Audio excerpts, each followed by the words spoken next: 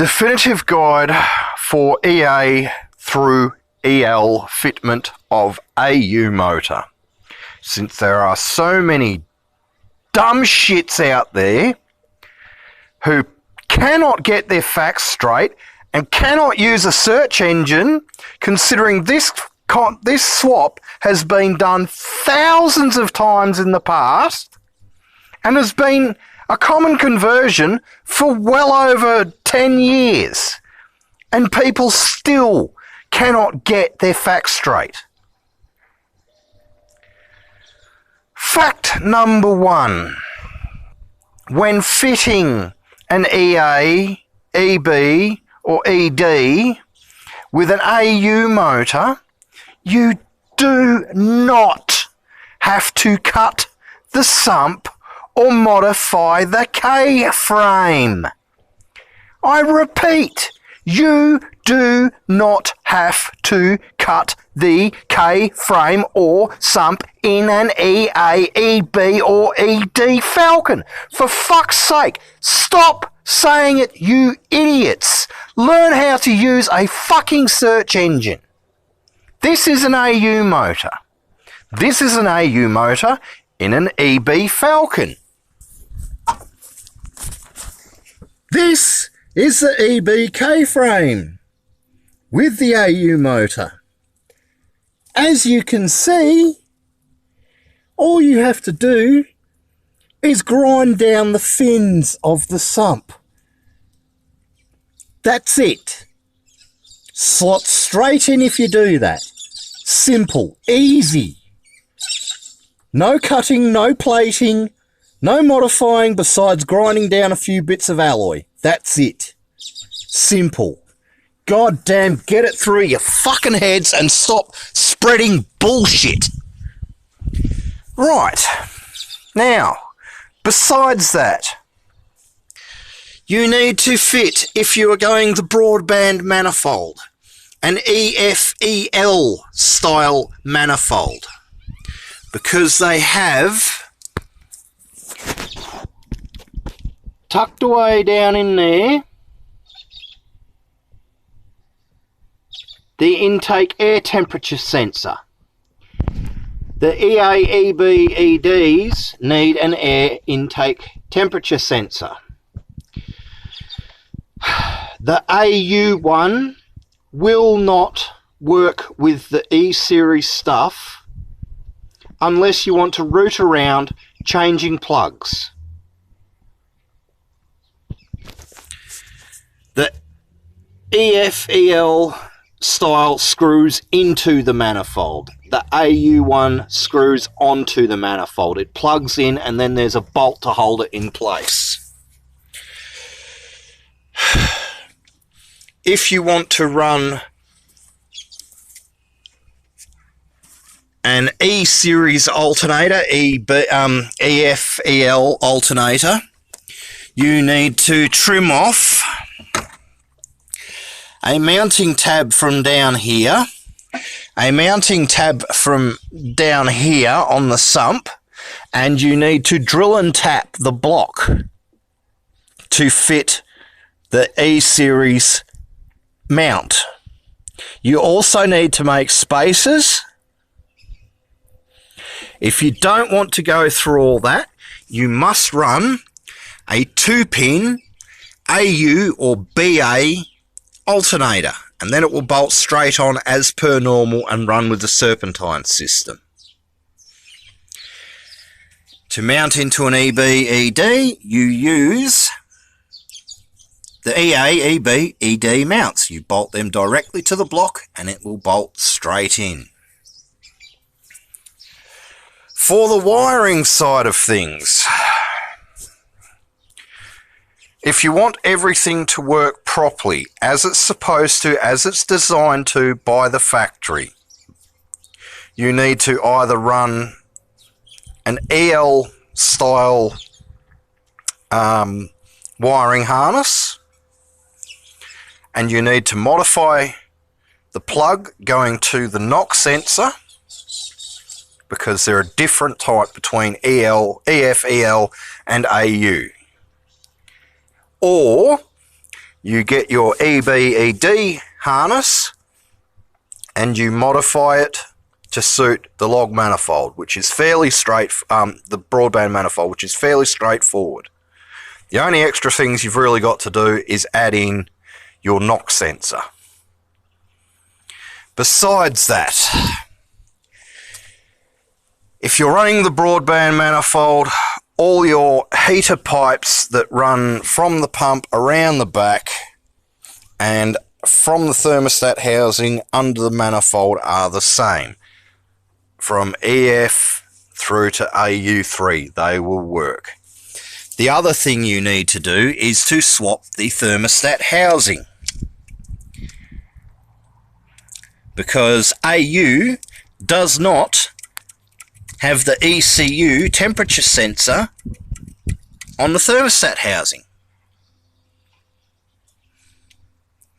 Now, from what I've been told, I haven't actually done this myself, but apparently EFEL, if you tap into the factory sensor at the back of the head on the AU, it will use it. The other thing you need is, on an EBED, or EAEBED, you need the temperature sensor for the gauge cluster in the dash.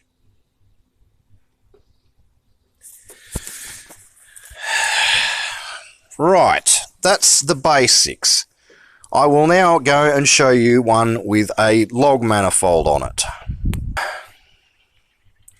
This is an AU motor in an EB with the log manifold. Note, you need to change the pipe that comes out of the back of the water pump, runs around the back of the motor and down to the inlet for the heater. You need to change the pipe that comes out of the thermostat housing and goes under the manifold.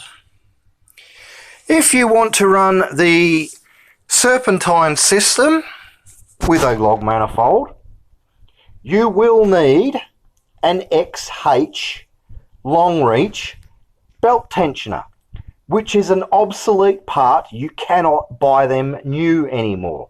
They are not available. You cannot buy that type of tensioner new anymore. The difference is this kickover in the casting, kicking the tensioner wheel over to clear the manifold. EFEL will not work with the log manifold. Now, as far as the distributors, if you need to add a distributor, remove the thing that is in there in the first place, remove the drive gear from there, and remove your drive gear from the distributor and swap them over.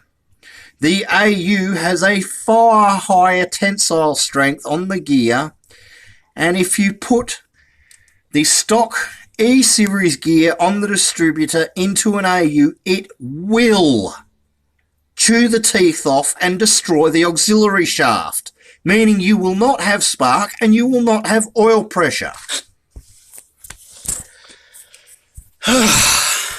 Besides that, if you are running aircon and you are using a log manifold, you will need the log manifold style mount. If you are running an EFEL type, you will need the round extensions and an EFEL style pump. Besides that, bolts on. You might need a longer bolt for the top. That's it. Now, I will show you one that has got all the EBED set up on it. This is one using the AEBED style belt setup. This one does not have aircon on it, but the timing case, if I can get it to look down there, Kind of, not really. Too much crap in the way. The timing case is different between EA, EB, ED and EF, EL. If you want to put the EB, ED harmonic balancer on it, the timing marks will not line up. You will either have to make new timing marks on your harmonic balancer to suit the appropriate timing cover, or swap the timing cover with the harmonic balancer. Besides that, same story as with EF-EL alternator onto AU. You will need to trim stuff, you will need to drill and tap the block.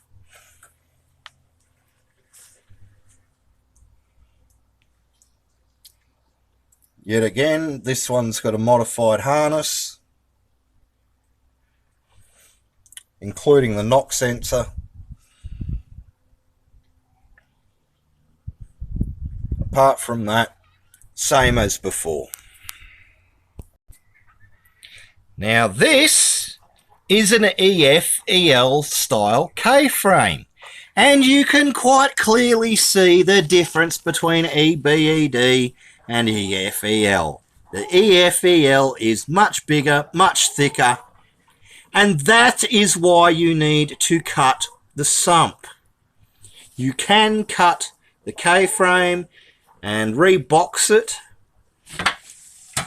although some engineers are extremely fussy about that because of the fact that it is classified as a structural modification.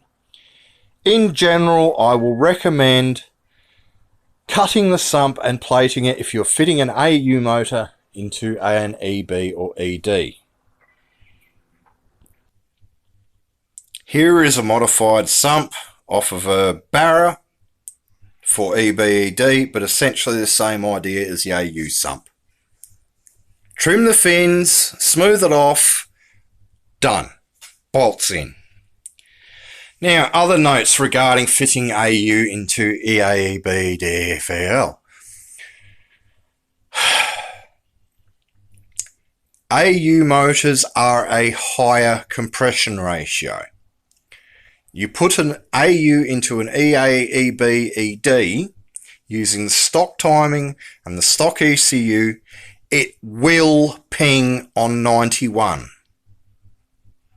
You will either have to get your ECU retuned using a J3 or put up with running 95 at the minimum the whole time, or run it on straight gas.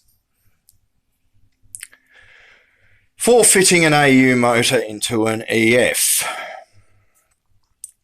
you can use all the stock EF stuff on it, with the exception of the knock sensor, because the knock sensor screws into the block on EF-EL and bolts onto the block with AU. So yet again, you'll have to change the plug to suit your AU type, and that's it. Besides that, same as a distributor, pull your bit out of your EF-EL where the distributor would go, swap it onto the appropriate part, put it in. The AU crank angle sensor will work with the EF plug-in system. Besides that, your cam angle sensor, as I say, which goes inside where the distributor used to be on the earlier models and the EL. Personal recommendation, if doing an EA-EB-ED, is to put an EL ECU in it, so at least it can take a knock sensor and it can figure out timing associated with that. The timing parameters aren't great, but it can compensate slightly, and it will trim timing over a period to try and stop it from pinging. You still will more than likely have to run it on 95 at a general fuel level. Right. Besides that, I hope that this guide will stop idiots from spreading bullshit that they got no idea about. This is the definitive guide. This is how you do it. Now learn how to use a bloody Google search engine or something. Search for this video, like this video, share this video to stop bullshit being spread. Thank you very much. Have a good day.